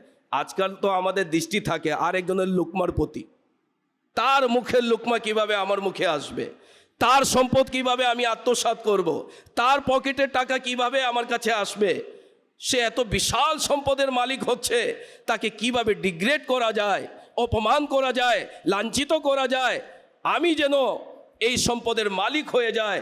অনেকে তো দোয়া বদদোয়াও করে দেয়, ইয়া আল্লাহ তাকে ধ্বংস করো, আমাকে দিয়ে দাও। এটাই তো হিংসা, ঈর্ষা এবং হিংসা, এটিও জানতে হবে ঈর্ষা কাকে বলে, হিংসা কাকে বলে। তো প্রিয় ইসলামী ভাইরা, এই আদর্শ মুসলমানদের নয়। আমির আহলে সুন্নাত বলেন, अखलाक हो अच्छे मेरा किरदार हो सुथरा, महबूब का सदका तू मुझे नेक बना दे। আখলাকও যেন ভালো হয় আর আমাদের আচার আচরণ এটা পরিচ্ছন্ন হয়, ভেজাল মার্কা যেন না হয়, ভেজাল মুক্ত যেন হয়। আখলাকও ভালো হতে হবে এবং আমলও পরিচ্ছন্ন হতে হবে। কামিল মুমিনের আরেকটি নিদর্শন হচ্ছে তার মাঝে খোদা ভীতি হওয়া, আল্লাহকে ভয় করা। যেমন কোরআনুল করিমের মধ্যে আল্লাহ তাআলা ইরশাদ করেন, পারা 18 সূরা মুমিনুন আয়াত নম্বর 57-তে, ইন্নাল্লাযীনা হুম মিন খশিয়াতি রাব্বিহিম মুশফিকুন। কানজুল ঈমানের অনুবাদ, নিশ্চয়ই ওইসব লোক যারা তাদের প্রতিপালকের ভয়ে সন্তুষ্ট হয়ে রয়েছে। তাফসীর সিরাতুল জিনানে রয়েছে, অর্থাৎ ঈমানদারদের একটি গুণ হলো তারা তাদের প্রতিপালকের আযাবকে ভয় করে। একজন ঈমানদার আল্লাহওয়ালার আল্লাহর প্রতি ভয় দেখুন কেমন ছিল। ইমাম হাসান বসরি রহমতুল্লাহ তাআলা আলাইহি, যিনি অনেক বড় আল্লাহ তাআলার ওলি এবং তিনি তাবাঈ ছিলেন, কামিল ঈমানদারও ছিলেন। আল্লামা ইবনে জৌজি রহমতুল্লাহ তাআলা আলাইহি তার সম্পর্কে লিখেছেন, ইমাম হাসান বসরি রহমতুল্লাহ তাআলা আলাইহি যখন আসতেন তখন মনে হতো যেন কোনো প্রিয় বন্ধুর দাফন সেরে ফিরেছেন। এমনভাবে থাকতেন যেন আগুন তার মাথার উপর ঝুলছে, এমনভাবে বসতেন যেন কোনো কয়েদি যার গর্দান এখনই উড়িয়ে দেওয়া হবে। সকাল এমনভাবে করতেন যেন এই মাত্র কিয়ামতের ভয়াবহতা পার করে এসেছেন। একবার কেউ তার অবস্থা জানতে চাইলে তিনি বললেন, মাঝ সমুদ্রে যার নৌকা ভেঙে গেছে সেও আমার চেয়ে ভালো অবস্থায় রয়েছে। জিজ্ঞেস করা হলো কেন? তিনি বললেন, আমি গুনাহগার বান্দা, আর যা কিছু নেক আমল করতে পেরেছি তা কবুল হয়েছে নাকি আমার মুখে ছুঁড়ে মারা হবে আমি জানি না। প্রিয় ইসলামী ভাইরা, এটিও কামিল ইমানের নিদর্শন। যার ইমান যত মজবুত হয় তার উপর খোদা ভীতি তত প্রবল থাকে। হায়, আমাদেরও যদি খোদা ভীতির দৌলত নসিব হয়ে যায়। নিজের মধ্যে খোদা ভীতি সৃষ্টির জন্য কোরআনুল করিমের তিলাওয়াতের অভ্যাস করা উচিত। এখন খোদা ভীতি কীভাবে আসবে? কোরআনুল করিম অধিক তিলাওয়াত করা, বিশেষ করে যেসব আয়াত যাতে আল্লাহর আজাব, জাহান্নাম ও কিয়ামতের আলোচনা রয়েছে সেই আয়াতগুলোর অনুবাদ ও তাফসীর পড়ে বারবার তিলাওয়াত করা উচিত। হাদিস শরীফে খোদা ভীতির যে বর্ণনা রয়েছে তা পড়া উচিত। খোদা ভীতি সম্পর্কে রচিত কিতাবসমূহ পড়া উচিত। খোদা ভীতি সম্পন্ন বুজুর্গদের জীবনী পড়া উচিত। অন্তত সপ্তাহে একবার কবরস্থানে যাওয়া উচিত। সেখানে ফাতিহা পড়ার পাশাপাশি এই চিন্তা করা উচিত যে অচিরেই আমাকেও কবরে নামতে হবে। সে সময় আমার অসহায়ত্ব কেমন হবে? তারপর কবরের বিষয়গুলো নিয়ে ভাবা উচিত। কখনো কিয়ামতের দিন আল্লাহর সামনে উপস্থিত হওয়ার কথা ভাবা, কখনো জাহান্নামের কথা ভাবা। এই চিন্তাগুলো খোদা ভীতি বিষয়ক পড়াশোনা ও বয়ান শোনার মাধ্যমে অর্জিত হয়। যখন এই চিন্তাগুলো মনে আসবে তখন সেগুলোকে মনে গেঁথে নিতে হবে। যেমন প্রতিদিন রাতে নির্জনে বসে কবর ও আখিরাতের কল্পনা করা। বারবার কবরস্থানে যাওয়ার মাধ্যমে ইনশাআল্লাহ ধীরে ধীরে এই চিন্তাগুলো মনে বদ্ধমূল হয়ে যাবে। এক বুজুর্গ রহমতুল্লাহ তাআলা আলাইহি নিজের ঘরের আঙিনায় কবর খনন করে রেখেছিলেন। কেমন আখিরাতের চিন্তার তাদের চিন্তাধারা ছিল, চেতনা ছিল। কবর খনন করে রেখেছিলেন। যখনই ওনার নফস ইবাদতের অমনোযোগী হতো তিনি ওই খনন করার কবরে শুয়ে যেতেন। নিজের নফসকে সম্বোধন করে বলতেন, অতি শীঘ্রই তুমি মারা যাবে, তোমাকে মাটি চাপা দেওয়া হবে, কবরে মুনকার নাকির আসবে। যদি তোমার আমল ভালো না হয় তোমার কবরে আগুন জ্বালিয়ে দেওয়া হবে, সাপ বিচ্ছু নিক্ষেপ করে দেওয়া হবে। যখন ওনার নফস প্রকম্পিত হতো আল্লাহর ভয়ে, এরপরে ওই খনন করার কবর থেকে উঠতেন, ইবাদতে মশগুল হয়ে যেতেন। কেমন আল্লাহওয়ালারা ছিলেন! আল্লাহওয়ালারা হয়ে ইবাদত গুজার হওয়ার পরেও এত আল্লাহকে ভয় করা কবর খনন করে রাখা হয়েছিল। আর আমাদের অবস্থা এমন, মুর্দা ব্যক্তিকে দাফন করতে যায় কবরস্থানে হাসাহাসি হয়, কোনো শিক্ষা আমরা অর্জন করি না। এই হলো আমাদের অবস্থা। অথচ আল্লাহওয়ালারা কবরকে দেখেই কাঁদতেন। সৈয়দনা উসমানে গনি রাদিয়াল্লাহু তাআলা আনহু কবরকে দেখে অঝর নয়নে কাঁদতেন। ওমর বিন আব্দুল আজিজ রাদিয়াল্লাহু তাআলা আনহু কবরস্থানে গেলে অঝর নয়নে কাঁদতেন, অজ্ঞান হয়ে যেতেন। আর আমরা তো কবরস্থানে যাই, মুর্দাকে নিজের হাতে দাফনও করি, কিন্তু আমাদের মাঝে এই বিষয়টি আসে না। আমরা আমাদের অবস্থা নিয়েই ব্যস্ত রয়েছি। তো প্রিয় ইসলামী ভাইরা, আল্লাহ তাআলার ভয় ভীতি থাকা অত্যন্ত জরুরি। এটি হচ্ছে ইমানের নিদর্শনের মধ্যে একটি নিদর্শন, মুমিন ব্যক্তির নিদর্শন। তেরে খৌফ সে তেরে ডর সে হমেশা, আল্লাহ তেরে খৌফ সে তেরে ডর সে হমেশা मैं थर थर रहूं कांपता या इलाही, इबादत में गुजरे मेरी जिंदगानी, करम हो करम या खुदा या इलाही, मुसलमान है अत्तार तेरी अता से, हो ईमान पर खातिमा या इलाही। आमीन। প্রিয় ইসলামী ভাইরা, আমরা যদি চাই আমাদের মাঝেও ইমানের নিদর্শন যেন ফুটে ওঠে, আমরাও এই সকল বিষয়ে যেন মজবুতভাবে আমলধারী যদি হয়ে যায়, এর জন্য পরিবেশ দরকার। দাওয়াতে ইসলামী আমাদেরকে সেই পরিবেশ দিচ্ছে, যেখানে আমাদের এই সকল চিন্তাধারা দেওয়া হয়, উৎসাহ দেওয়া হয়। আল্লাহকে ভয় করো, নবীর ইশক, নবীর মহব্বত, নবীর ভালোবাসা হৃদয় স্থাপন করো, সুন্নতের রঙে রঙিন হয়ে যাও, আমলে চলে আসো। আখিরাতের পথ আসান হবে। কবরের যে মঞ্জিলগুলি রয়েছে, স্তর রয়েছে, সেটি পার করতে আসান হবে। এই চিন্তাধারা এই মাদানী পরিবেশে দেওয়া হয়। তাই অনুরোধ করব, নিজের মাঝে এই বিষয়টি নিয়ে আসুন। আমি নেক হব, আমি পরেজগার হব। আর নেক পরেজগার হওয়ার জন্য কোথায় যাব? দাওয়াতে ইসলামী আমাদেরকে সেই আমলগুলি আমাদেরকে শেখাচ্ছে, আমাদের জন্য আসান করে দিয়েছে। চলে আসুন দাওয়াতে ইসলামীতে, নিজে আসুন, নিজের পরিবার পরিজনকে নিয়ে আসুন, নিজের ছেলে মেয়েদেরকে জামিয়াতুল মদিনাতে ভর্তি করিয়ে দিন, মাদ্রাসাতুল মদিনাতে ভর্তি করে দিন, ঘরের ইসলামী বোনদেরকে ইসলামী কাজে ব্যস্ত করে দিন, আপনি নিজেও দিনী কাজে ব্যস্ত হয়ে যান, কাফলাতে সফর করুন, নেক আমলের উপর আমল করুন। ইনশাআল্লাহ আখিরাতের স্তর সহজ হবে। আখিরাতের যে বিপদ ঘাটি রয়েছে অনেক আসানভাবে আমরা অতিবাহিত করতে পারবো। আল্লাহ তাআলা আমাদেরকে আমল করার তৌফিক দান করুক। আজকের বয়ানের মধ্যে একটি সুন্নাত এর আলোচনা এসেছে, সেটি হচ্ছে ফজরের নামাজের জন্য জাগানো। কাকে জাগাবেন? মুসলমানদেরকে ফজরের জন্য কি করা? জাগানো। জাগাবো ইনশাল্লাহ। যে জাগাবে সে শুয়ে থাকবে না জেগে থাকবে? সে তাকে প্রথমে কি করতে হবে? জাগতে হবে না? তো কেউ যদি অন্যকে জাগানোর জন্য নিয়ত রাখে আর এই আমল করে, আলহামদুলিল্লাহ তার ফজর কাজা হবে না। তার ফজর কাজা হবে না। কেন? আগে উঠতে হবে।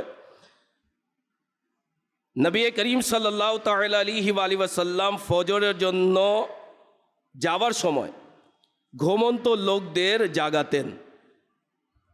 দো আলমের মালিক ও মুখতার।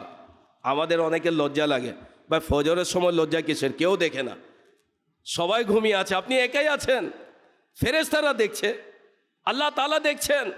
আপনি ঘর থেকে মসজিদে আসবেন, যতটুকু সময় পথ হেঁটে আসবেন, আমরা কি ফজরের নামাজের জন্য ডাক দিতে পারি না? বলেন না?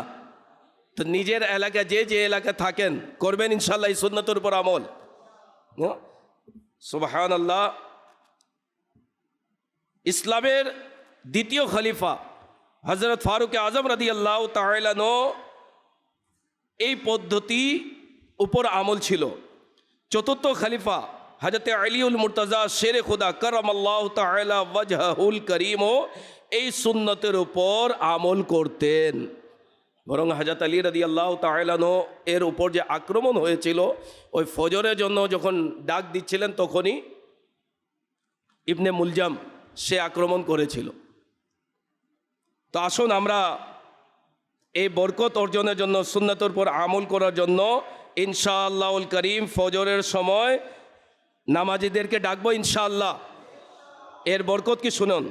অন্যদের জাগানোতে নিজেও জামাতের সাথে ফজরের নামাজ পড়ার সৌভাগ্য পাবেন, সকালে নেকির দাওয়াত দেওয়ার স্বভাব পাবেন।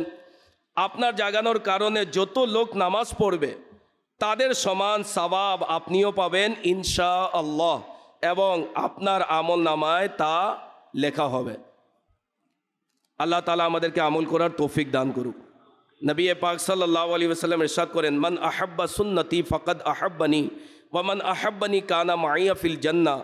যে আমার সুন্নতকে ভালোবাসলো সে আমাকে ভালোবাসলো, আর যে আমাকে ভালোবাসলো সে আমার সাথে জান্নাতে থাকবে। তো আজকের আলোচনায় কিছু সুন্নত রয়েছে, সুগন্ধি ব্যবহারের সুন্নত এবং আদব। প্রিয় ইসলামী ভাইরা, নবী করিম সাল্লাল্লাহু তাআলা আলাইহি ওয়াসাল্লাম ইরশাদ করেন, তোমাদের দুনিয়া থেকে তিনটি বিষয় আমার নিকট প্রিয়, সুগন্ধি, নারী এবং আমার চোখের শীতলতা নামাজে রাখা হয়েছে। আরও ইরশাদ করেন, চারটি বিষয় নবীদের সুন্নাত: বিবাহ, মেসওয়াক, লজ্জা এবং সুগন্ধি ব্যবহার।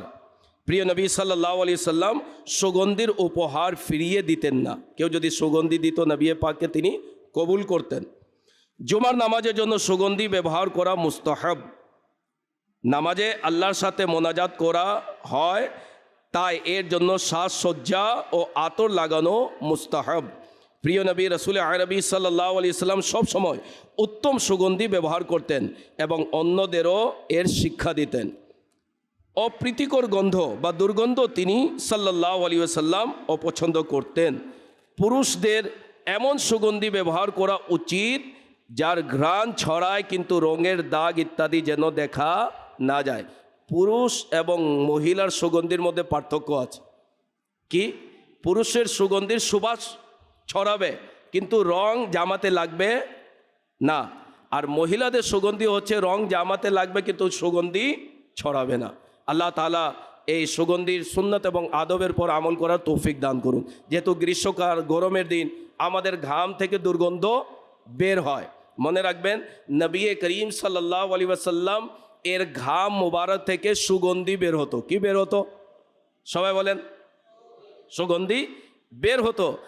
উম্মতির শিক্ষার জন্য নবী পাক সাল্লাল্লাহু আলাইহি ওয়াসাল্লাম তারপরেও সুগন্ধি ব্যবহার করেছেন, যাতে করে উম্মতরা সুন্নতের উপর আমল করে আমাদের গায়ে যে দুর্গন্ধ, এটি সুগন্ধির বরকতে যেন লুকিয়ে যায়। তো মসজিদের মধ্যে দুর্গন্ধযুক্ত শরীর নিয়ে আসা নিষেধ। তো অনেক সময় ঘামের কারণে আমাদের শরীর দুর্গন্ধ যুক্ত হয়ে যায়। তো আতর ব্যবহার করা উচিত। করবো, এই সুন্নতের উপর আমল করবো ইনশাল্লাহ। এর উপর আমল করা সহজ না কঠিন? সবাই বলেন, কে কে আমল করবেন? আতর নিব ইনশাল্লাহ। আল্লাহ তাআলা আমাদেরকে যা শুনেছি তার উপর আমল করার তৌফিক দান করুক, আমিন। দাওয়াতে ইসলামীর সাপ্তাহিক ইজতিমাতে দুরুদে পাক দুটি দোয়া পড়ানো হয়, আসুন আমরা পড়ে নিই। হযরতে সৈয়দনা আনাস রাদিয়াল্লাহু তাআলা আনহু থেকে বর্ণিত, নবী করিম রউফুর রহিম সাল্লাল্লাহু তাআলা আলাইহি ওয়া আলিহি ওয়াসাল্লাম ইরশাদ করেন, যে ব্যক্তি এই দুরূদ শরীফ পাঠ করবে, যদি সে দাঁড়ানো থাকে তবে বসার পূর্বে, আর বসা থাকলে দাঁড়ানোর পূর্বে তার গুনাহ ক্ষমা করে দেয়া হবে। আসুন আমরা পড়ে নিই। আল্লাহুম্মা সাল্লি আলা সাইয়্যিদিনা ওয়া মাওলানা মুহাম্মাদিন ওয়া আলা আলিহি ওয়া সাল্লিম। যে ব্যক্তি এই দুরূদ শরীফ পাঠ করবে তার উপর রহমতের 70টি দরজা খুলে দেয়া হয়। আসুন আমরা পড়ে নিই। সাল্লাল্লাহু আলা মুহাম্মদ। হযরতে আহমদ সাওয়ী রাহমাতুল্লাহ তাআলা আলাইহি কতিপয় বুজুর্গদের থেকে বর্ণনা করেন, এই দুরূদ শরীফ একবার পাঠ করলে 6 লক্ষ বার দুরূদ শরীফ পাঠ করার সওয়াব অর্জন হয়। আসুন আমরা পড়ে নিই। আল্লাহুম্মা সাল্লি আলা সাইয়্যিদিনা মুহাম্মাদিন আদাদা মা ফি ইলমিল্লাহি সালাতান দাইমাতাম বিদাওয়ামি মুলকিল্লাহ। একদিন এক ব্যক্তি আসলো, নবী করিম সাল্লাল্লাহু আলাইহি ওয়াসাল্লাম তাকে নিজের এবং সিদ্দিক আকবর রাদিয়াল্লাহু তাআলা আনহু এর মাঝখানে বসালেন। এতে সাহাবায়ে কিরাম আলিমুর রিদওয়ান আশ্চর্যান্বিত হলেন যে এই সম্মানিত লোকটি কে। যখন তিনি চলে গেলেন তখন রাসূল পাক সাল্লাল্লাহু তাআলা আলাইহি ওয়া আলিহি ওয়াসাল্লাম ইরশাদ করলেন, সে যখন আমার উপর দুরূদ শরীফ পাঠ করে তখন এভাবে পড়ে, আল্লাহুম্মা সাল্লি আলা মুহাম্মাদিন ওয়া আনজিলহুল মাকআদাল মুকাররাবা ইনদাকা ইয়াউমাল কিয়ামাহ। হযরত সৈয়দনা ইবনে আব্বাস রাদিয়াল্লাহু তাআলা আনহুমা থেকে বর্ণিত, প্রিয় নবী মক্কি মাদানী মুস্তাফা সাল্লাল্লাহু তাআলা আলাইহি ওয়া আলিহি ওয়াসাল্লাম ইরশাদ করেন, এই দোয়া পাঠকারীর জন্য 70 জন ফেরেশতা 1000 দিন পর্যন্ত নেকি সমূহ লিখতে থাকেন। আসুন আমরা পড়ে নিই। জাযাল্লাহু আন্না মুহাম্মাদাম মা হুয়া আহলু। প্রিয় নবী সাল্লাল্লাহু তাআলা আলাইহি ওয়া আলিহি ওয়াসাল্লাম ইরশাদ করেন, যে ব্যক্তি এই দোয়া 3 বার পড়ে নেবে সে যেন সবে কদর পেয়ে গেল। আসুন আমরা পড়ে নিই। লা ইলাহা ইল্লাল্লাহু আল হালিমুল করিম সুবহানাল্লাহি রাব্বিস সামাওয়াতি আস-সাবঈ ওয়া রাব্বিল আরশিল আযীম। লা ইলাহা ইল্লাল্লাহু আল হালিমুল করিম সুবহানাল্লাহি রাব্বিস সামাওয়াতি আস-সাবঈ ওয়া রাব্বিল আরশিল আযীম। লা ইলাহা ইল্লাল্লাহু আল হালিমুল করিম সুবহানাল্লাহি রাব্বিস সামাওয়াতি আস-সাবঈ ওয়া রাব্বিল আরশিল আযীম। আসসালামু আলাইকা ইয়া রাসূলুল্লাহ। الصلاة والسلام عليك يا حبيب الله. الصلاة والسلام عليك يا رسول الله.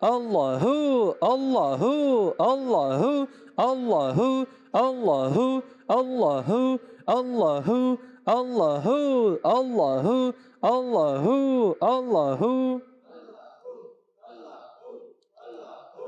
لا إله إلا الله محمد رسول الله صلى الله تعالى عليه وسلم الصلاة والسلام عليك يا رسول الله الصلاة والسلام عليك يا حبيب الله الصلاة والسلام عليك يا رسول الله الصلاة والسلام عليك يا حبيب الله الصلاة والسلام عليك يا رسول الله الصلاة والسلام عليك يا حبيب الله الصلاة والسلام عليك يا رسول الله الصلاة والسلام عليك يا حبيب الله الصلاة والسلام عليك يا نبي الله وعلى آلك وأصحابك يا نور الله.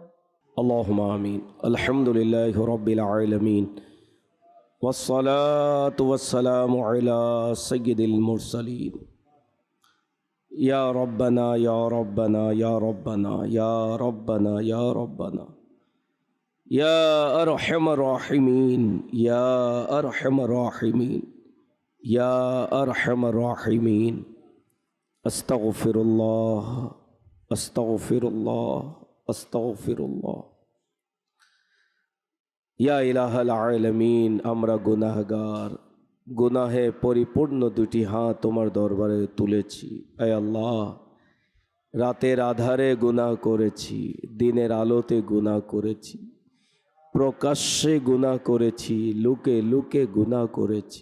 হে আল্লাহ, নির্জনে গিয়ে গুনাহ করেছি।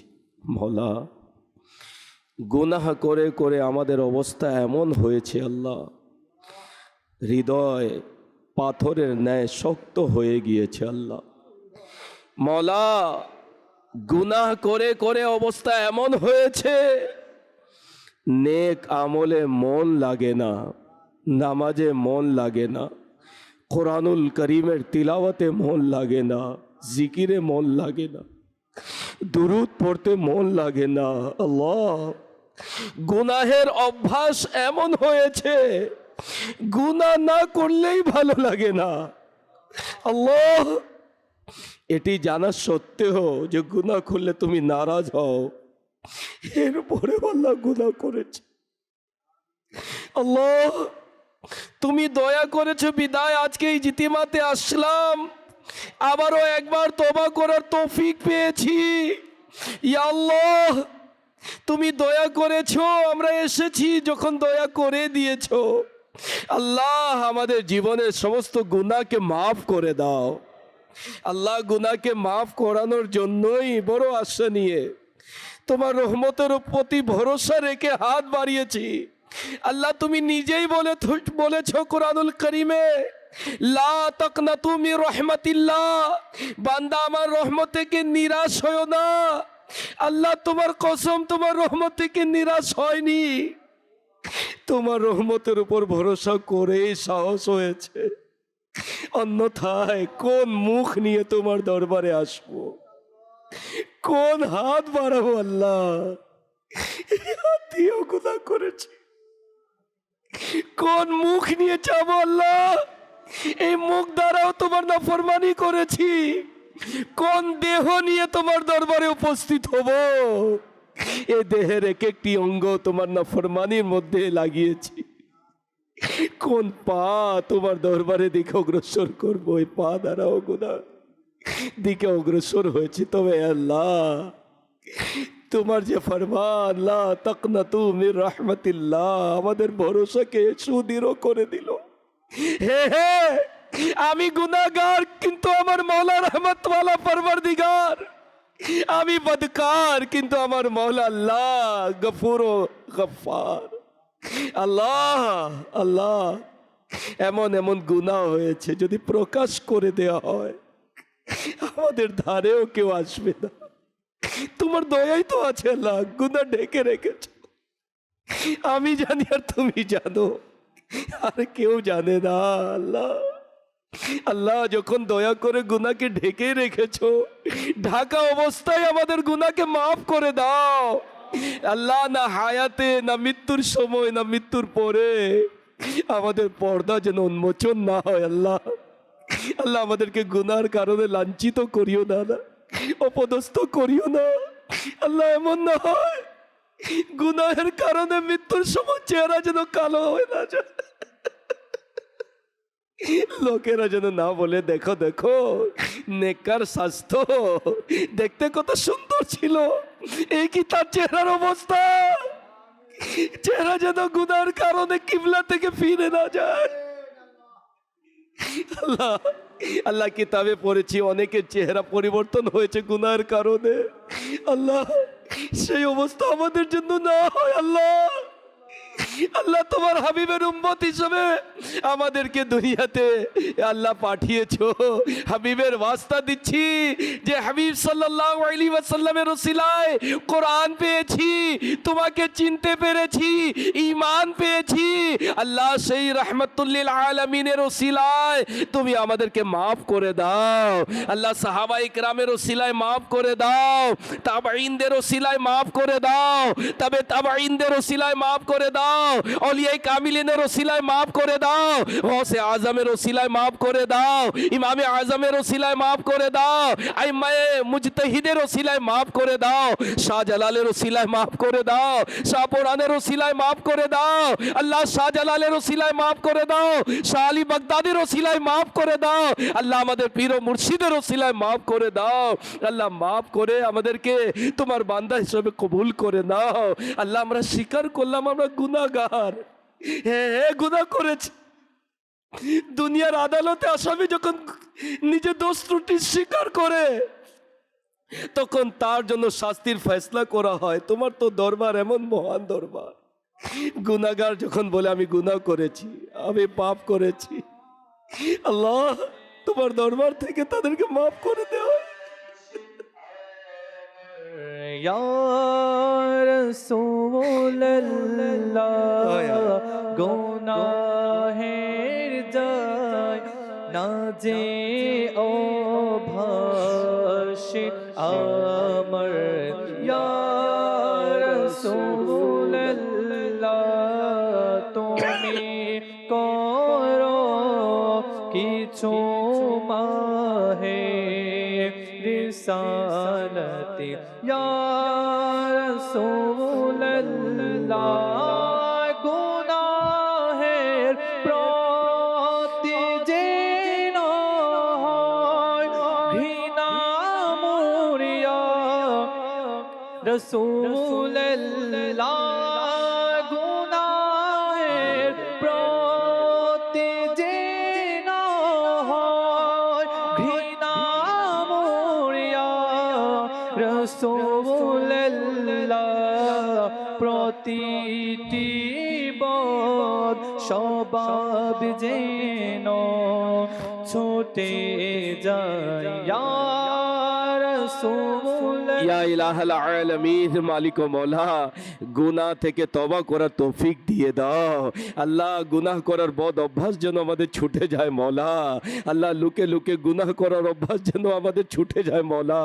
আল্লাহ তোমার ভয় দান করে দাও। আল্লাহ মুমিনদের যে নিদর্শন আজকে বয়ান শুনেছি, আল্লাহ তার উপর আমল করার তৌফিক দিয়ে দাও। অনর্থক কাজ থেকে আমাদেরকে বাঁচার তৌফিক দিয়ে দাও। অনর্থক কথাবার্তা বলা থেকে বিরত থাকার তৌফিক দিয়ে দাও। আল্লাহ সর্বসময় দুরুদ ও সালাম, জিক্রুল্লাহ, কোরআনুল কারীমের তিলাওয়াত করার তৌফিক দিয়ে দাও। আল্লাহ এমন কোরআনুল কারীমের তিলাওয়াত যেন অভ্যাস হয়ে যায়, এমন দুরুদ ও সালামের অভ্যাস হয়ে যায়, যে দিন আমাদের শরীর থেকে রূহ বের হবে আমাদের মুখে যেন কালিমা থাকে আল্লাহ, সেই সময় যেন দুরূদ শরীফ থাকে, কোরআনের তিলাওয়াত থাকে। আল্লাহ অযথা কথা, গালি গালাজ, অশ্লীল কথা বলতে বলতে রূহ যেন বের না হয়। আল্লাহ, আল্লাহ আমাদের মৃত্যুর সময় ঈমান যেন হেফাজতে থাকে। আল্লাহ নবী করিম সাল্লাল্লাহু আলাইহি ওয়াসাল্লামের ওসিলায় মৃত্যুর শয্যায় যখন আমরা শায়িত হব আমাদের ঈমানকে হেফাজতে রাখিও আল্লাহ। আল্লাহ শয়তানের কুমন্ত্রণা থেকে আমাদেরকে বাঁচিয়ে রাখিও আল্লাহ, বরং দয়া করে দিও। যখন আমাদের রূহ বের করার জন্য মালাকুল মউত আলাইহিস সালাতু সালামের আগমন হবে, সেই সময় দেখি আমার দয়াল নবী আমাদের পাশে দাঁড়িয়ে আছেন। सरे वाली उन्हें रहमत की अदा लाई है, हाल बिगड़ा है तो बीमार की बनाई है, नज़ा के वक्त मुझे जलवाए महबूब दिखा, तेरा क्या जाएगा, मैं शाद मरूंगा या रब, अफ़्व कर और सदा के लिए राजी हो जा, गर करम कर दे तो जन्नत में रहूंगा या रब, कब्र महबूब के जलवों से बसा दे मालिक, कब्र महबूब के जलवों से बसा दे मालिक, तेरा क्या जाएगा, मैं शाद रहूंगा या रब। या अल्लाह, মৃত্যুর সময় কবরে সব জায়গায় তোমার হাবিবের দিদার দ্বারা আমাদেরকে ধন্য করে দিও আল্লাহ।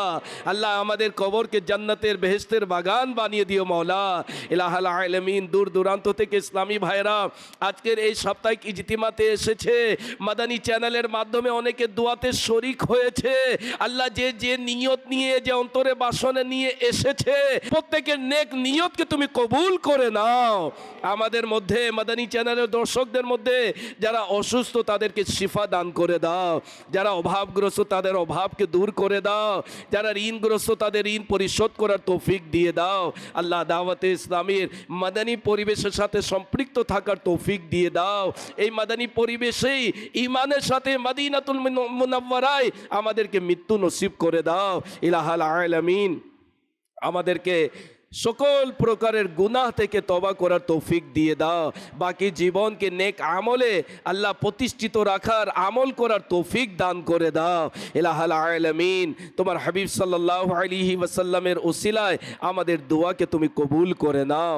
আল্লাহ বহির বিশ্বের মধ্যে মুসলমানদের উপর খাস রহমত নাজিল করে দাও। আমাদের মাতৃভূমি বাংলাদেশের উপর খাস রহমত নাজিল করে দাও।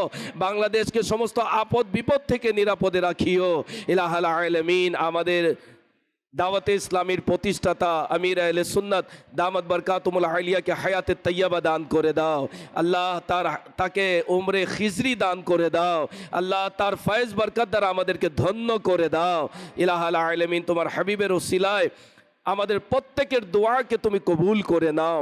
कहते रहते हैं दुआ के वास्ते बंदे तेरे, कर दे पूरी आरज़ू हर बेकसो मजबूर की, बेबरकतिन अल्लाह व मलाइकतहु युसल्लूना अलन नबी, या अय्युहल्लज़ीना आमनू सल्लु अलैहि व सल्लिमू तस्लीमा, सल्लल्लाहु अलन नबिय्यिल उम्मी व आलिहि सल्लल्लाहु अलैहि व सल्लम, सलातन व सलामन अलैका या सय्यदी या रसूलल्लाह। सुब्हान रब्बिका रब्बिल इज्जति अम्मा यसिफून व सलामुन अलल मुरसलीन वलहमदुलिल्लाहि रब्बिल आलामीन। যখন আমাদের মৃত্যুর সময় চলে আসে, ইয়া আল্লাহ আমাদের মুখে জারি করে দিও লা ইলাহা ইল্লাল্লাহু মুহাম্মাদুর রাসূলুল্লাহ সাল্লাল্লাহু আলাইহি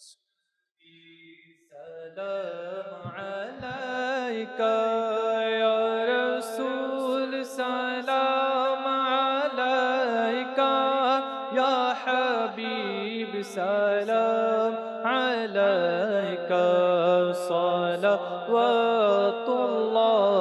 আলাইকা ইয়া নবী সালাম আলাইকা ইয়া রাসূল সালাম আলাইকা ইয়া হাবিব সালাম আলাইকা সালাওয়াত আলাইকা আমায় কাছে ডেকে নাও না মদনী মদিনে ওয়ালে, প্রেমের সুধা পান করাও না মদনী মদিনে ওয়ালে, ইয়া নবী या रसूल सलाम अलैका या हबीब